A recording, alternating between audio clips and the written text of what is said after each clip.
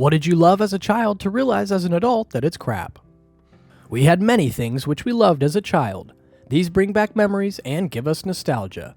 They do sound good when we try to recall them in our mind, but when we try to revisit them in person, they do turn out to be not as cool or interesting as before.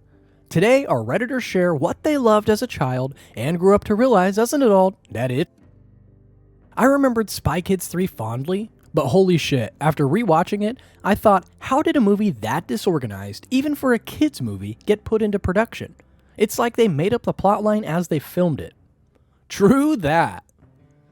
The movie Teen Witch. I freaking loved that movie. I identified with the main character because I wanted to be popular too. Her clothes were so awesome. I rewatched it recently, and it's a horrible movie. Zelda gives up her last of her powers so some whiny teenager can be popular. And then there's that Top That rap. No one does that in real life. Kid Cuisine frozen meals. I lived for those things when I was younger. So when I was feeling nostalgic one day, passing through the freezer section of the store, I picked one up. It was just so sad. I think it was mac and cheese, and it just tasted so bland and just like disappointment. This one is totally relatable. Bratz dolls. Realize now, they just look like slutty aliens.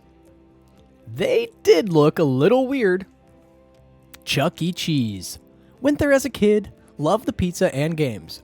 Went back as an adult with my daughter for a party years ago and thought, what in the f-? The pizza was cardboard with spaghetti sauce.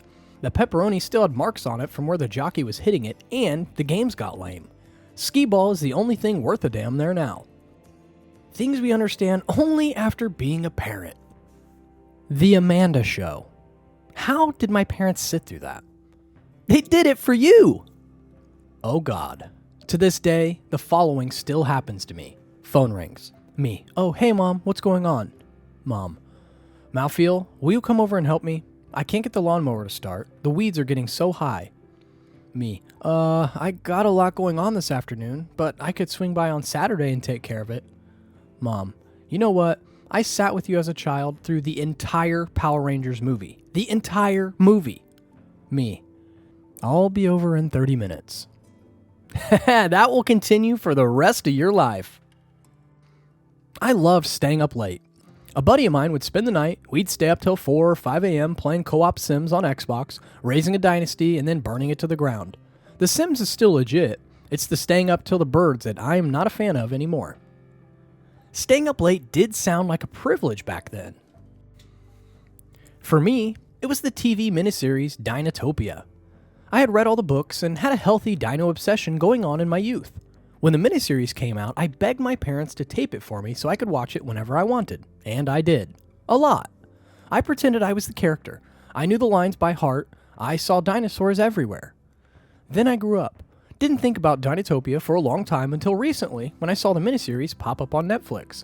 I was so excited that I invited my then girlfriend over to rewatch this little bit of my childhood with me. We didn't make it through the first 20 minutes. When I say this 3-episode series is a load of horseshit, you can believe me because I wanted nothing more in the world for it to be as good as I remembered. The early 2000s era CGI, the Avatar, The Last Airbender movie, level of unnecessary exposition, and the horrible horse dialogue were just too much to take. Not only was I disappointed that my childhood obsession was garbage, but I was embarrassed that I had talked it up to my girlfriend and had gotten her to come watch it with me.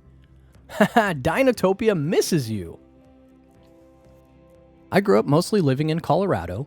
There's this chain grocery store called King Soopers that is in part of the country. Anyway, the bakery sold these delectable confectionaries called Frog Cakes. It's yellow cake with a mound of incredibly delicious pink frosting on top, covered with a firmer green icing, and decorated to look like a frog. They were ambrosia, and they were the best dessert ever. Getting to eat one was a foretaste of heaven. So on my first leave from the Navy, when I'm visiting my father, I picked one up out of nostalgia. It looked and smelled exactly the same. Giddy with delight, I dug in. Oh my God. A glob of sugared lard had been plopped into a stale round of cheap shortcake and covered with some horrific chemical-tasting glop. The inside of my mouth was coated in grease. The cake part was so dry, I almost choked. I put my fork down in horror, realizing that I had just attempted to poison myself. My stomach rolled. The artificially pink frosting looked and tasted like chemical warfare. I set my fork down. Gagging a little, I stared sadly at the remains of my childhood delight. My father and stepmother looked at my expression with a mixture of amusement and sympathy. Gah! I managed to gasp, eyes bulging as I desperately reached for the nearest glass of water. My father said he'd always wondered how I could stand to eat those things. Never again. Sweet tolerance never remains the same after an age. I remember loving pizza day at school. I didn't hate the school lunches, but pizza was one of the better options.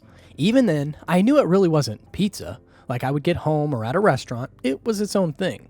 A square of flexible bread with sauce, cheese, and sometimes sausage. And that memory stuck. About 15 years ago, I volunteered to network computers together at school.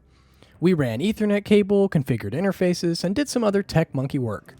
To reward us, the school brought us into the kitchen and gave us pizza. Square trays and everything. Memory flooded back, and then that memory had its head dashed into rubble as horrible school pizza substitute showed up in its true nature. Rubbery, not crust, ketchup, not sauce, super sweet and otherwise void of spice, not cheese, which didn't brown, chew properly, or taste like anything, not sausage was definitely not anything I could identify or desire to consume. It was so disheartening. I ate, afraid to offend.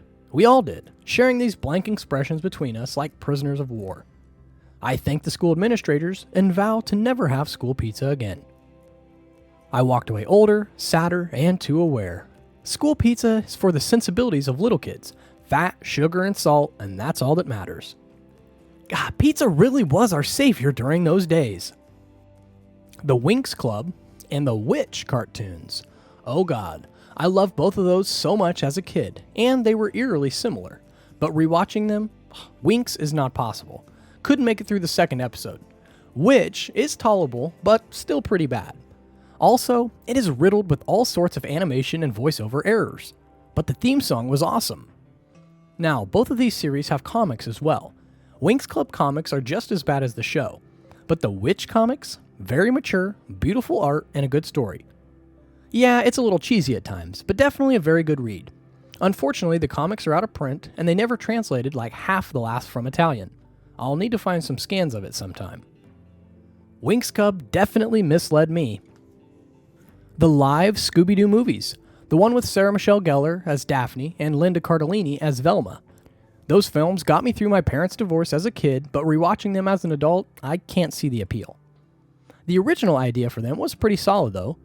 They were originally going to be a darker, more satirical take on the original series, kind of like what the Brady Bunch movie did, but ended up being dumbed down into a tripe for kids.